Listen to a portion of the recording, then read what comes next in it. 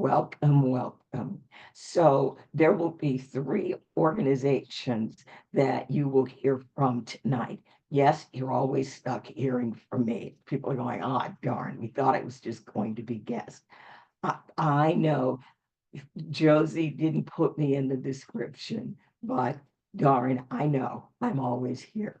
You're going to hear from our friends at Workers Circle, and you're going to hear from a very, very new friend, Rebecca Buckwalter-Poza. She is with Alliance for Justice, and she's an activist, an advocate, an attorney. And I love this part in her bio. Best known for successfully suing former President Donald Trump under the First Amendment.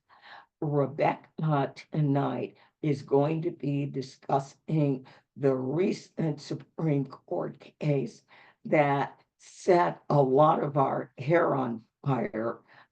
There had been previous rulings where, yeah, there's very little left, but this last one was a doozy where they claim that presidents are above the law. So, Rebecca, welcome. Thank you so much for joining us tonight. Thank you so much for having me. Yeah, so where to begin? Right. My obvious bias is that I'm in favor of suing the president when the president is violating the Constitution. I encourage everyone to do so as is appropriate, judiciously. And jumping right in. So there have been a number of really significant cases, two in particular, before the court over the last term when it comes to Donald Trump. Earlier in the term, the Supreme Court blocked states from being able to disqualify candidates from the ballot, even if they attempted to incite an insurrection against the US government, absent congressional action. So that was the case that came out of the Colorado Supreme Court, and sort of set the scene for what would come after. And we move on. We have arrived at a place where there are four simultaneous criminal trials against Donald Trump. The first criminal trials against any former US president for acts taken in office. And we may all remember May 30th pretty well, when Trump was convicted of 34 counts of falsifying business records. And that was in New York. It surrounded hush money payments to former porn star, and came through unambiguously. But as of July 2nd, because of the case we're about to discuss, his sentencing in the New York trial had been delayed until September 18th, as the court sorts through what the implications are of Trump v. United States, the case that I'm here to discuss on behalf of Alliance for Justice. In the second trial, and there's some phenomenal and unforgettable images that go along with this from Mar-a-Lago and other moments. Trump was indicted on federal charges again in Miami in June of last year, so more than a year ago, for taking classified national security related documents from the White House, improperly storing them, and resisting federal government attempts to get them back, along with a host of other misdeeds associated with that. Which brings us to the third trial, and the next slide, which is the subject of tonight's discussion, so hold tight. That's the DC edition of criminal trials against Donald Trump for actions taken while holding the office of president. The fourth trial, which I'm sure many are also familiar with, because it implicates so many other issues in the justice system, involves his indictment in Atlanta on racketeering charges. What's particularly important in light of tonight's topic is that these are state law criminal charges. A president cannot issue a pardon for any convictions under state law. And I'll just leave that there because we're having a very C3 conversation. So Trump indicted in DC, largely around, and I'll detail them in a few minutes, indicted around what he did surrounding the 2020 election leading up to and including January 6th. He attempted to get these charges dismissed at the DC District Court, claiming immunity for actions taken in office that were official actions, according to Trump. The district court rejected this, and he took it to the DC Circuit.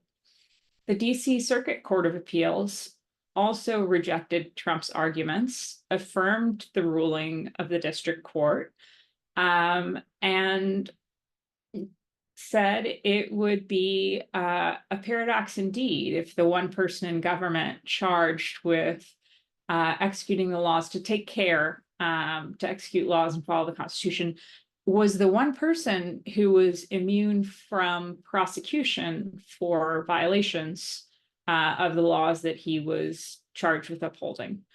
So Trump, not unexpectedly, appealed the DC Circuit decision to the Supreme Court. And Prosecutor Jack Smith and Trump both wanted the Supreme Court to hear it quickly, and even suggested skipping the DC Circuit, going directly from the district court to the Supreme Court. Instead, the Supreme Court granted the appeal, agreed to hear the case, and then sat on it, which is where the recommended reading here comes into play. The fact that the Supreme Court agreed to take the case effectively paused all of the other trials, all of the other attempts to prosecute Trump for actions taken in office. There are 88 charges, or there were, before the Supreme Court issued a ruling in Trump v. US. And so all of these other prosecutions were effectively paused. And that brings us to what the Supreme Court actually did. So the Supreme Court was presented with a case against Trump, which was 5 parts. Knowingly used false statements and claims against state officials, attempting to persuade them to change the outcome or to affect the outcome of the 2020 election. Second, attempting to assemble fraudulent electoral slates in 7 states. Third, trying to hijack the Department of Justice, to paraphrase, to do his bidding with respect to the outcome that he was attempting to achieve. Fourth, trying to coerce the Vice President of the United States to back this play. And then fifth, the insurrection on January 6th, without going into the weeds of how that was charged. And that boiled down to 4 specific charges: a conspiracy to defraud the United States, a conspiracy to obstruct official proceedings, obstruction of official proceedings more specifically, and a conspiracy against rights. Trump's response, for the record, was that all he did was, as president, in an official capacity, make public statements about the election, communicate with the Department of Justice, communicate with state officials, communicate with the Vice President and members of Congress, and authorize contingency slates for the Vice President upon convincing the Vice President he would be able to use these contingent slates. And that's the case that made its way up to the Supreme Court. And Trump says he argues absolute immunity. So the former president can only be prosecuted if he's first impeached by the House and convicted by the Senate. I'll note here that if we are going to, as the sixth justice majority so often is tempted to go to what the framers or the founders intended, impeachment is sort of the first order defense against flagrant violations of the Constitution because there is a much lower bar than prosecution. We've arrived at a point where there are multiple prosecutions and 88 total charges because we're so far beyond the threshold of one is unacceptable.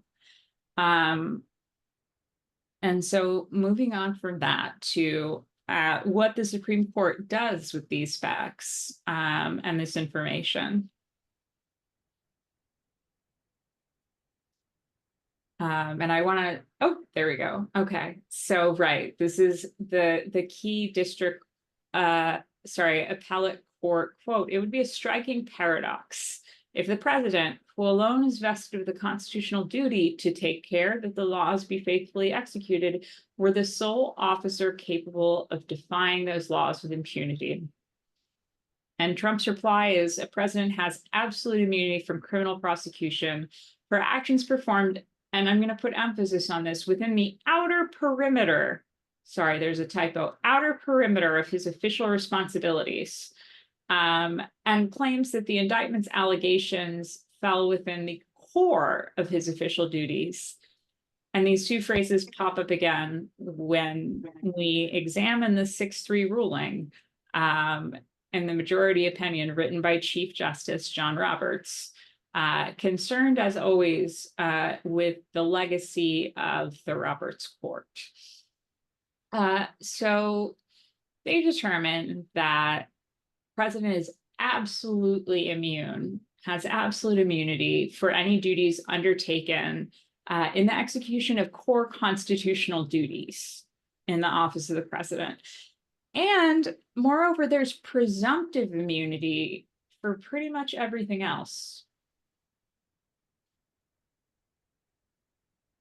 which is mind-blowing, frankly, and totally contradictory to our constitutional precepts. But so more than that, getting into the weeds a little, sorry, law wonk.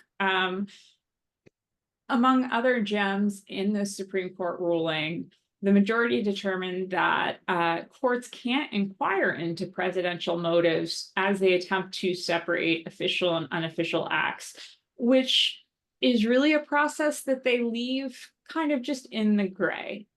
And we'll get to what they remanded back to the district court as a matter of fact finding, which is, for those who are not federal courts, federal judiciary wonks, the trial court is the fact-finding entity. The appellate court works with what the trial court has found, and so on. So the Supreme Court, in this mind-blowing opinion, 6-3, determines that pretty much any of the president's actions when it comes to interactions with other members of the executive branch fall within the exercise of executive power. And they leave only as a question for the trial court, remanding to the trial court to resolve how a former president's actions with respect to people outside of the executive branch, like say state officials that a president has called and pressured to act in a certain way, how those register with this new framework that they have invented out of whole cloth. So this is where we get to, yeah, so right. Baseline, as I've said, this decision is not consistent with a nation that is invested in the rule of law, little d democracy, and just the idea that presidents also must, I mean, not only abide but uphold the law, and the sort of like big picture concern coming out of this is Trump is now probably immune for every act between winning the election and the insurrection that he attempted to incite, that he did incite, that was unsuccessful, whether that's pressuring the attorney general, coercing the vice president, or attempting to intimidate state officials. Although that's the one part that goes back to the district courts. These dissents will go down in history as remarkable, critical, and very, very telling. Justice Sotomayor, I think, I've included several of her substantive quotes. I think the thing that seems to have sunk in with the most watchers, court watchers, with the public, is the fact that she ends her dissent with fear for our democracy, I dissent. I would highlight, in addition to what we have on the slide, she says sharply, correctly, the majority's single-minded fixation on the president's need for boldness and dispatch ignores the countervailing need for accountability and restraint. Because this is how the majority justified its ruling.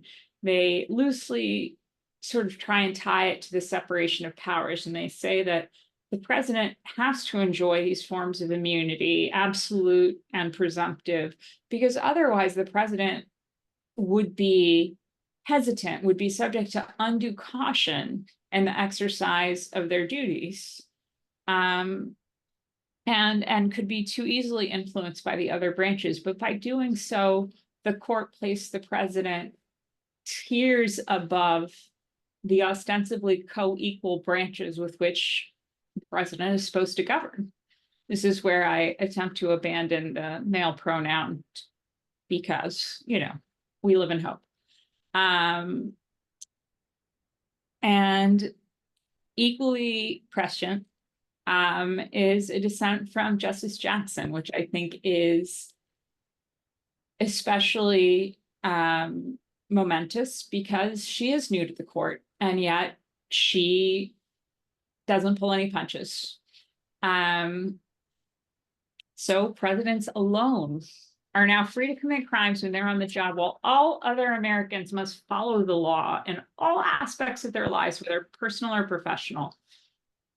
She has an aptitude for making things very accessible and relatable. And, how could you make it more clear?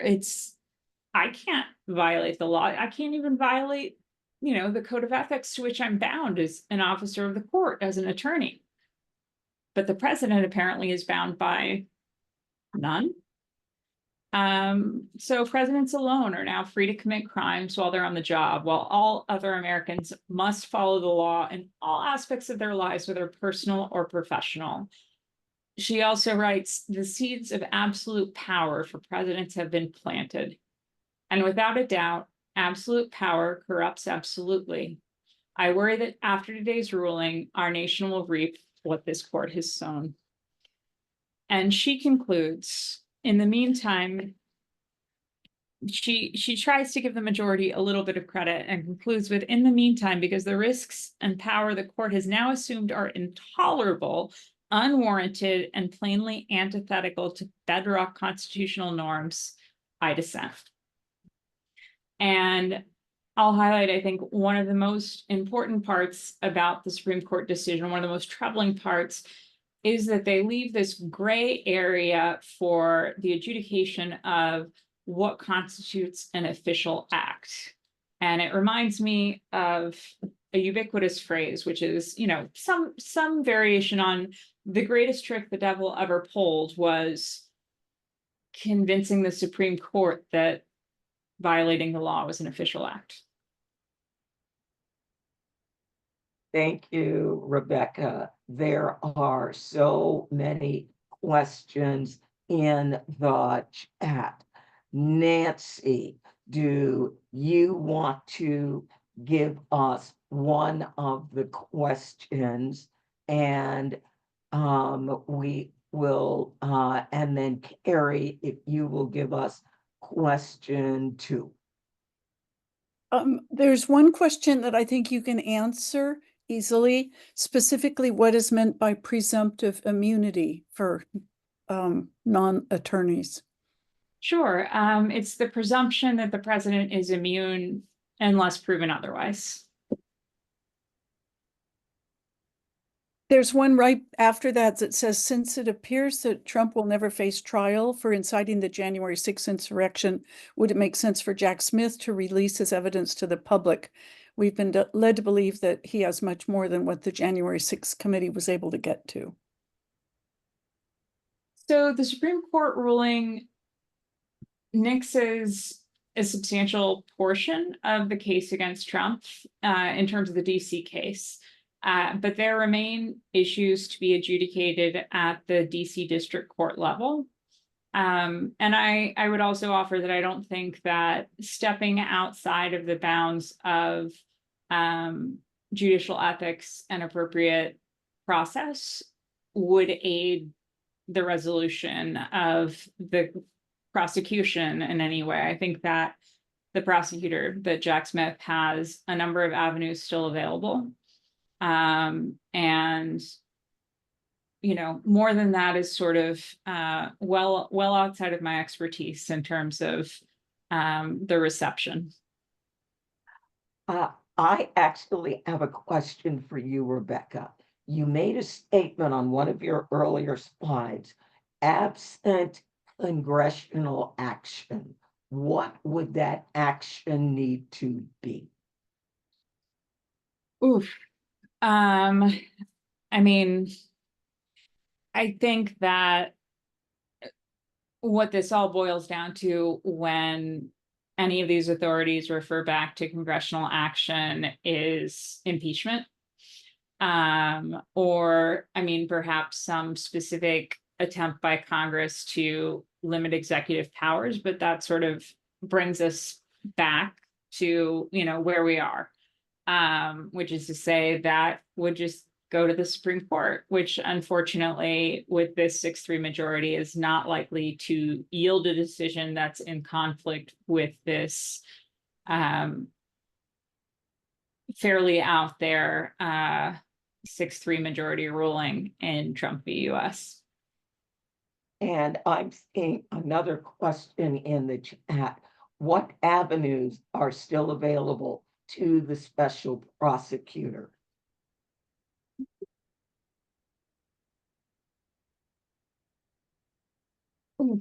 I mean, I wish we had Jack Smith right here. I think that I'm going to sidestep a bit and just say that I think some of the most important and exciting developments of the last week have involved actions on the part of Congress, Senator Whitehouse and co. Moving forward with a request for investigation into the Supreme Court and members of the Supreme Court who have been flagrantly violating ethics laws, among other tenets of, you know, what we expect from a judge. And I think I'd go back to all eyes should be on Georgia, because the prosecution under state law is now more important than ever in terms of understanding what avenues there are for enforcing accountability, since the Supreme Court has abdicated its responsibility to do so. And I'm looking. All right. Are there other questions? Can members of the Supreme Court be impeached? Yes. Yes. And there have been the Alexandria Ocasio-Cortez has introduced articles of impeachment. I was just going to say, sorry, that was part 2 of what's happening in Congress right now that's important. Yes. And I've been researching impeachment since 2016. Make of that timeline what you will. But there have been judges who've been impeached for things from being drunk on a horse to being drunk on the bench to, impeachment is, as I mentioned before, it was always intended as sort of the political safety valve. The threshold for impeachment is being unfit for office. High crimes and misdemeanors is a phrase that I've written on before. If anyone has interest, I'd be happy to send my previous writing on the topic, but it is malleable for precisely this sort of situation that we confront today, is one in which the official channels, which at the time of the founders and framers, not a fan of originalism. Okay. We couldn't have possibly foreseen every possible outcome, every possible means in which someone might thwart little d democracy. And impeachment is the safety valve. It was always intended as the means of acting on violations of obligations in a role or violations of US law or of ethics. I wouldn't go so far as to say we should indict a ham sandwich. There's a reason that that quote exists and has lived on in popular memory. All right. And then I'm seeing another question. This is going to begin taking us into the positive. What, if anything, can any of us do except make sure he who shall not be named does not get elected? And is there anything else we should advocate for right now? Should we be asking for hearings in the Senate Judiciary to examine how we got here? Absolutely. You should check out what Senator Whitehouse is up to and Senator Wyden. And I think Noelle's going to cover this topic more or less. So I will defer to Noelle on suggestions for action, because I think that the slides ahead and her conversation is going to be right on point. And there's a question too, Rebecca. How likely is it that does this have any impact on the New York State convictions? I think we are all wondering about these kind of things. I think it remains to be seen. There's a reason there's a delay for sentencing despite the conviction on 34 counts. And there's just a lot that has to be sorted out. It's unfortunate that the Supreme Court has put lower courts in this position.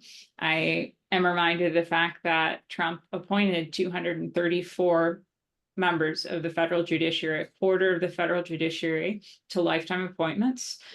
One of Trump's appointments, I tweeted what to expect when you're expecting Trump judges. An Alaska district court judge was just thoroughly investigated and ended up resigning for just incredibly inappropriate, unethical, and illegal behavior in office. So I would remind folks to pay attention to the process of nomination and confirmation for the federal judiciary in particular. And I'd also note at this juncture, there are still a few districts in the United States that have never had a female judge. There are more than a few that have never had a non-white judge. And Alliance for Justice is extremely proud to have supported the nomination and confirmation of more than 200 judges now under the Biden administration, about 2/3 of whom are women and 2/3 of whom are people of color. Quite a number of whom are the first judges of color to sit on the bench that they've joined. Judge Maldonado, a fellow Latina, was the first Latina on the district court in Illinois, in the Northern District of Illinois, and she was just confirmed to the Seventh Circuit. And she's the first Latino of either gender to be confirmed to the Seventh Circuit. And one final of the 14 first appellate court judges that President Biden appointed, 13 were Black women. So speaking of the positive, I want to leave you on a positive note. These are things to pay attention to follow, to advocate on, that are really important, lifetime appointments. There's And another question. go ahead, Nancy. I Oh, think you and I are probably it might looking be at the the same same one. question. Since Biden is president, doesn't he have these powers now? Couldn't he just use them against the Supreme Court and reverse the changes? Everyone wonders this. Well, no, I mean, this is my favorite meme though is and I'm not much for memes, although Twitter is how I sued Trump, so maybe I owe Twitter some love. Was, you know, it tells you everything you need to know about this Supreme Court ruling that the current president doesn't want the power that it confers. All right. Thank you so very, very much. I mean, the questions are going to go on forever. I want to bring up Noelle from our lovely, lovely, lovely partner, the Worker Circle. We have worked together for such a long time. So Noelle, let me go and get your slides. I have them. I'm ready. And let's get this in present mode.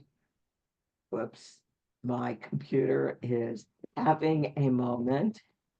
There we go.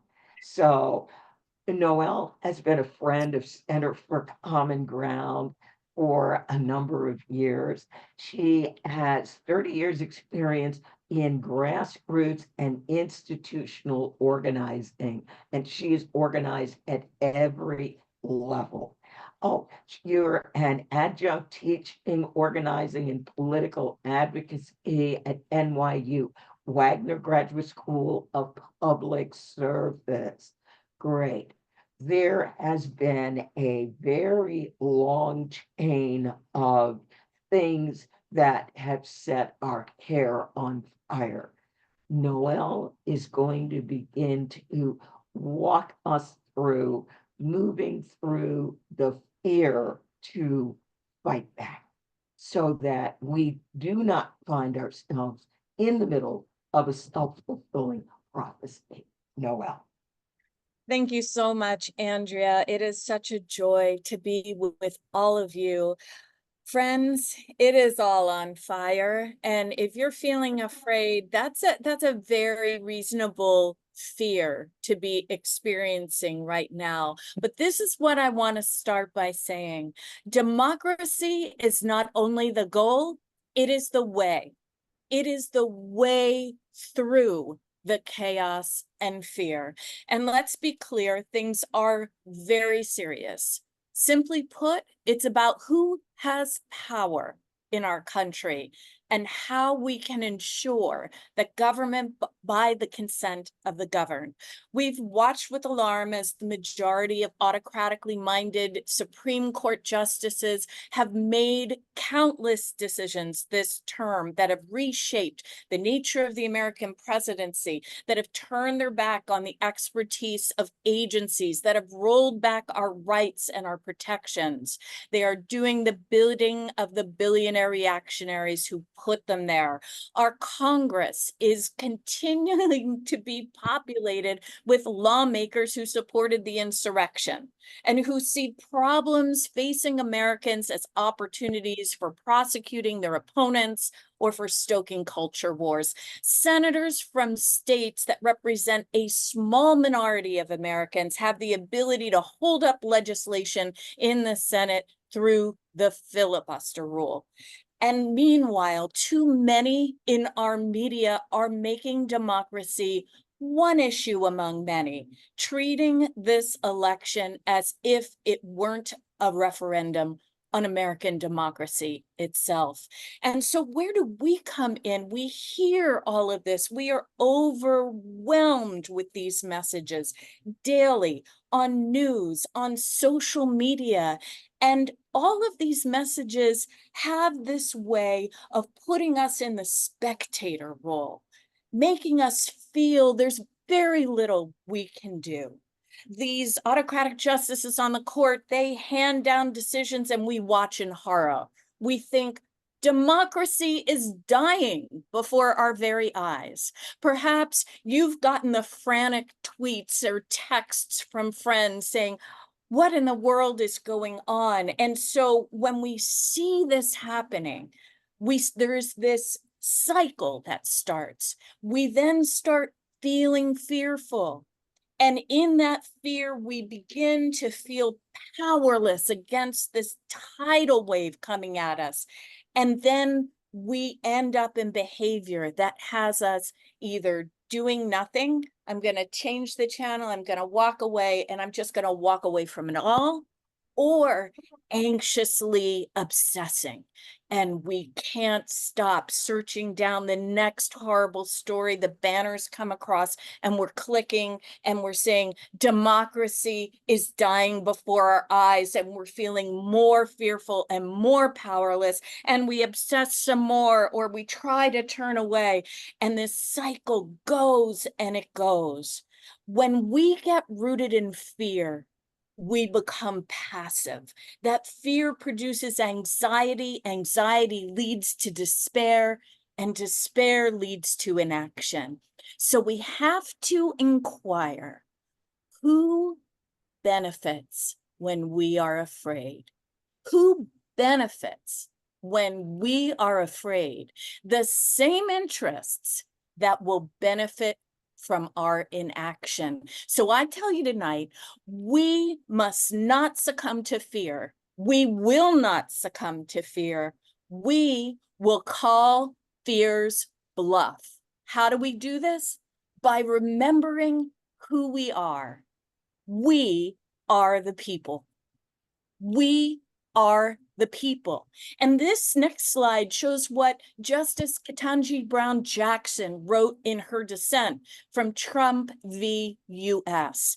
And it is this sentence that continues to keep my heart beating strong. She wrote, as we enter this uncharted territory, the people in their wisdom will need to remain ever attentive, consistently fulfilling their established role in our constitutional democracy, and thus collectively serving as the ultimate safeguard against any chaos spawned by this decision.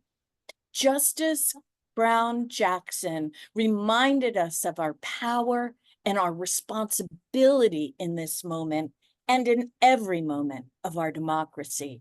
We must remember who we are. Next slide. Who are we? We are the people. And we remember that we, the people, have the power. We think, I am part of a community that believes and acts for democracy. We are gathered here by the hundreds, and there are many, many more that are going to watch this recording. We are part of a community that believes and acts for democracy. And as we begin to remember that, as we introduce ourselves in the chat, as we ask our questions and have those questions answered, or have those questions cause more questions, we know that we are not alone. We are together as a community, and we begin to feel that hope and power, and that hope and power propels us to a new kind of behavior, to take action for our democracy, to not crumble in despair, to not be isolated, but to reach toward one another, knowing that it is our collective action as the people of this nation that will serve as the bulwark for our democracy. We break the cycle of fear by acting together. So 2 things then. Next slide. Number 1, very important. We do not stay silent. We do not stay silent. We insist that Congress take action.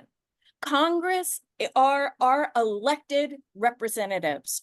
We must engage them. Now, I know some of you are saying already, oh, but Noelle, the lawmakers in there, they're completely unresponsive to us.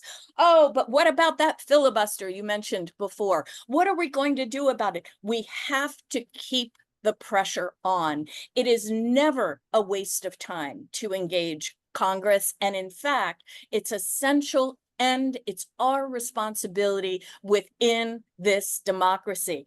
Look, the Senate Judiciary has oversight of the Supreme Court, despite some justices' thoughts to the contrary. The Senate Judiciary Committee can hold hearings, can compel subpoenas, and we at the Worker Circle have been among many other organizations in civil society calling for hearings on judicial ethics, including subpoenas of Leonard Leo and Harlan Crow, money and strategy behind the takeover of the court. We were just discussing how Representative Ocasio-Cortez has filed impeachment charges against Justices Thomas and Alito.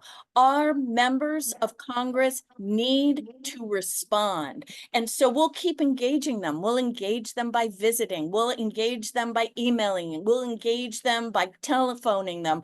We will engage them through protest as well. I know earlier today someone said, in the past, at grave moments, in the midst of civil rights, hundreds of thousands of people took to the streets. What happened? Why didn't anybody race down to the Supreme Court on that Monday when this terrible decision came down? Well, some of it might be the heat, but I think more of it is that we have to get our feet under us, that we have to reach to one another and remind ourselves of our power and our responsibility. So protest absolutely is one thing. And as we move forward, there are going to be more and more opportunities for you to take action specifically around court issues. Now, if you would like to explore how to be an effective advocate, we've got a program for you. The Center for Common Ground and the Worker Circle have been hosting monthly gatherings. Next Thursday will be our final effective advocate for this year, but I invite you to join us because here we're going to discuss best practices for engaging Congress. We'll be talking about the hurdles that we have to get bills over in order to get them to the floor and get them to a vote.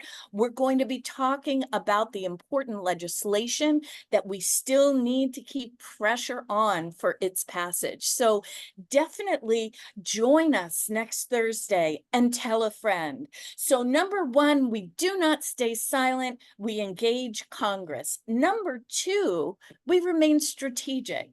Look, friends, we need to do everything in our power to help voters in vote-suppressed states surmount the obstacles that have been intentionally placed in their way.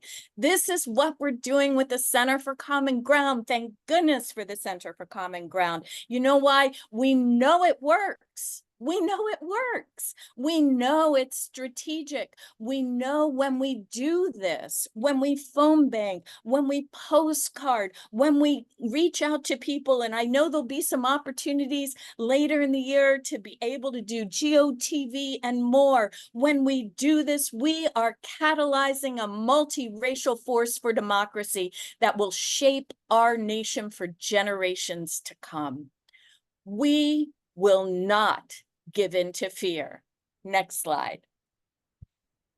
We will acknowledge it because that fear reminds us of the stakes.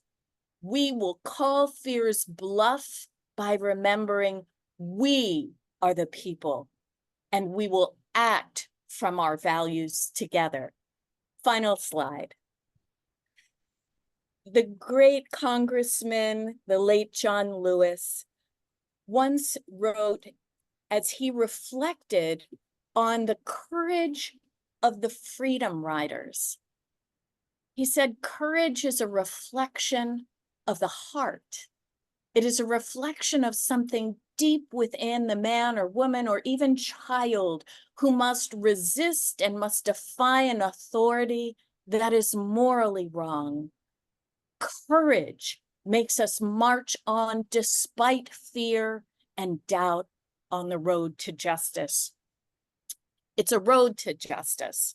There is fear that we carry with us, but we march on together We march on together, rooted in the values that we share and unrelenting in our pursuit of the strong democracy, the multiracial democracy, the long-awaited promise of our democracy that America must become. Thank you. Thank you, Noelle. I am feeling inspired. I generally always feel good and positive, and I love the whole, we will not give in to fear. My mother would say, we're going to kick fear in the ass, but hey, that's my mother. She always said stuff like that. So, but I have to agree with that one. So what I'm going to do is I'm going to give you some very concrete things that we are working on where you can turn off the TV and you can go to work, because there are so many voters out there that we are really going to need to help them get to the polls in 2024. Now, we've got a very, very simple goal. We're going to contact 18 million voters. And in 2024, it is predominantly a Black voter outreach plan. We are going to be reaching out to voters in Virginia, North Carolina, South Carolina, Florida, Alabama, Georgia, Texas, Arizona. Now, Georgia just made what they call the swing states about 3 weeks ago.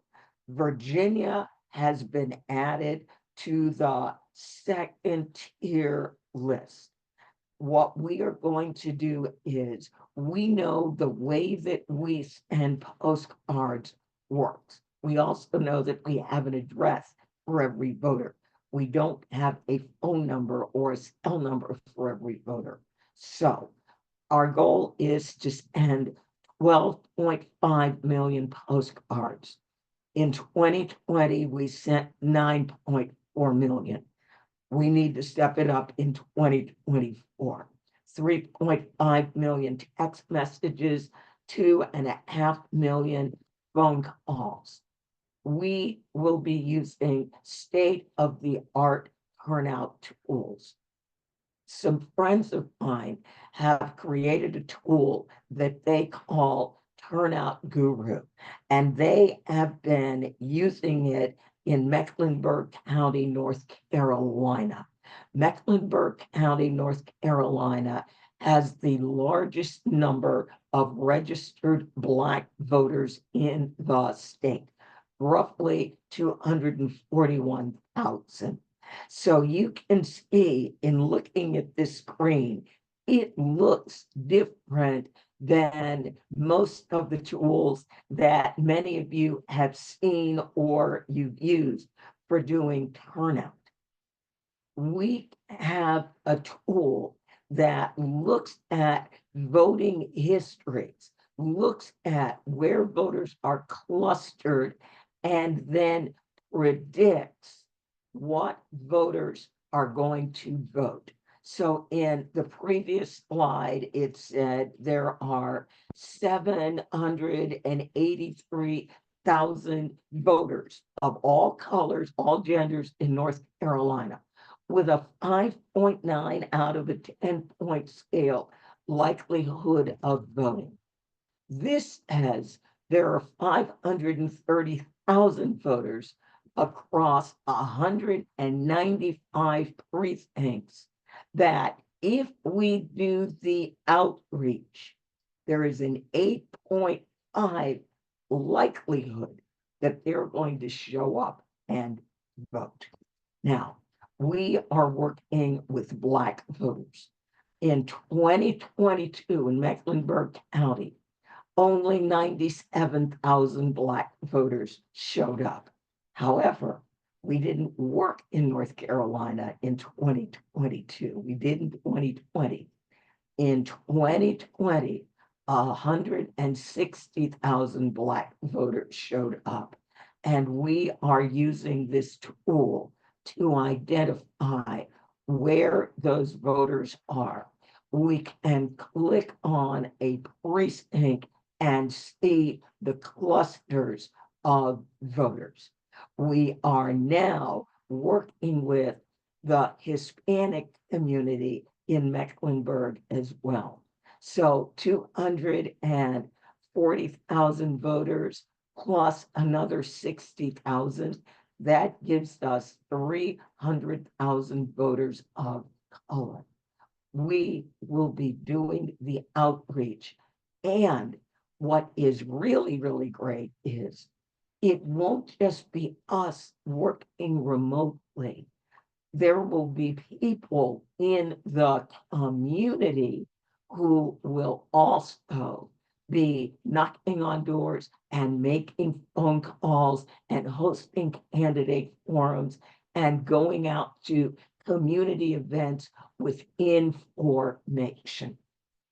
Now, one of our partners is Active Vote, and we are working very hard to put tools in voters' hands.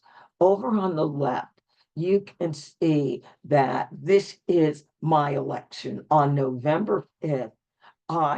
In Virginia, I'm going to have 4 elections, 3 offices, president, US Senate, my House district, and I've got a ballot measure. I'm in Virginia. Now, someone who lives in North Carolina on the same date, they are going to have 35 elections. This tool lets them see who is running for each of these offices. In North Carolina, we say justice is on the ballot because there are races for attorney general. You can't see them all. They're more at the bottom of the screen. There are races for judges. And when we go to Georgia, or actually this is Alabama, there are 24 elections on the ballot in Alabama. Alabama, North Carolina, and Georgia all have state Supreme Court elections. So in those states, justice really and truly is on the ballot. So make phone calls. Right now, our phone banks are up 7 days a week. So from Saturday through Sunday, 9 a.m. to 8 p.m., you can call Black voters in Arizona. We're getting them ready for the Arizona primary on July 30th. In North Carolina, you can call voters in Mecklenburg County, that's where Charlotte is, and Wake County, that's where Raleigh-Durham is. And we are talking to them about what are their issues, what do they care about. Remember, we didn't work in North Carolina in 2022. So we ask voters who live in the community what's important to them, so that when we do our GOTV outreach, we know what to talk to voters and we know and understand what they care about. So there is a national guided phone bank. Think phone bank training via Zoom. The trainers stay there. They train you. Then you can make calls. And if you have questions, the trainers are right there. You can come back and ask. So every Tuesday, 6 to 8 p.m., Center for Common Ground hosts a national phone bank training. On Wednesday, the Workers Circle hosts a short phone bank training. And on Saturdays, the Bay Area Coalition hosts a phone bank training. So if you want to see our phone banks, you want to watch the video, you want to sign up, you can go to centerforcommonground.org/phone banks, and everything will be right there. You are looking at our brand new 2024 postcard, and in a couple of weeks, that postcard is going to have a sister card with the same artwork. It's just going to say, instead of vote your power, it will say vote your future. We currently are running postcard campaigns in Florida, in Georgia. We completed Arizona. We will be launching Texas next week. And then after that will come all the rest of our states. Again, we have an address for every voter. We do not always have a phone number. And voters notice our postcards, and we inform them how to contact their registrar when, if their state has early voting, when there's early voting. And finally, the quick, easy thing that you can do. My board member talks about time and treasure. There are going to be some people who say, well, I unfortunately don't have time to volunteer. I can't read my own handwriting, let alone have somebody else read it. But what I can do is I can donate so that we can buy stamps for people who are willing to write postcards but can't afford the postage. So our website is down at the bottom, and I've got 9,000 windows on top of it. Oh, right, we've simplified it. It's just givebutter.com/CFCG 2024. And I love this quote from Dr. Martin Luther King Jr. If you can't fly, oh, Noelle, do you want to do this quote? This is yours. I don't want to steal it. Oh, no, it's fine. It's so beautiful. It's everybody's quote. Doesn't he inspire still? If you can't fly, then run. If you can't run, then walk. If you can't walk, then crawl. But whatever you do, you have to keep moving forward. And you know what? The only thing I'd add to Dr. King is that we move forward together. When I fall down, the others in the community pick me up. When I get tired, they can put me on their back and carry me. When they get discouraged, I will encourage you. We are the people we've been waiting for, as the great expression comes. I think it was June Jordan that first coined that amazing civil rights fighter and poet and activist. So how beautiful to end. We are moving forward. We are not going to allow ourselves to go in the wrong direction. We, the people, will not be stopped. I love that. Thank you, Noelle. It is 9 o'clock on the nose. So are there any last questions, team, for me or Noelle that we can answer quickly before we send folks on their way? Yes, great. We've got the link where you can sign up for our How to Be a Citizen Advocate in Your Own Hometown. So that gets us ready for the advocacy that we are going to need to do around the bill that Senator Whitehouse is putting in on judicial ethics. So yes, we can move into more sophisticated legislation. Carrie? The old postcards are absolutely fine. We're just adding new designs, but we're not, outdating the old ones. They're timeless. And, Exactly. and Every year there will be a new postcard design. And somebody asked about the group that's opposing Project 2025, because there's going to be a big rally in New York City. Do you know the name of that group? The group is called Stop the Coup. And I'm dropping in their website, stopthecoup.org. We will be starting a new series as we're ending How to Be an Effective Citizen Advocate. We will be starting a new series on Project 2025. And the lens will be how it specifically will impact women and communities of color, because the impact there is really, really, really great.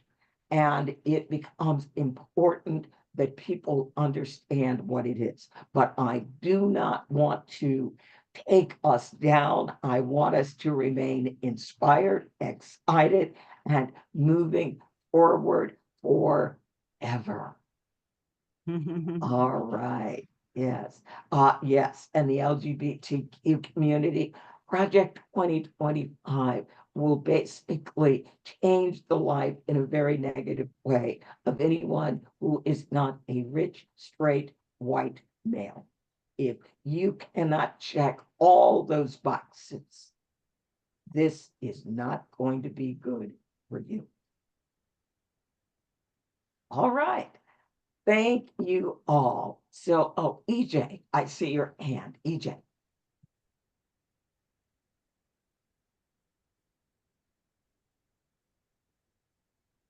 Thank you. I just wanted to ask Rebecca, what her view is on expanding the Supreme Court, and what chatter and how she thinks that would affect things. So. I mean, I think it's long overdue.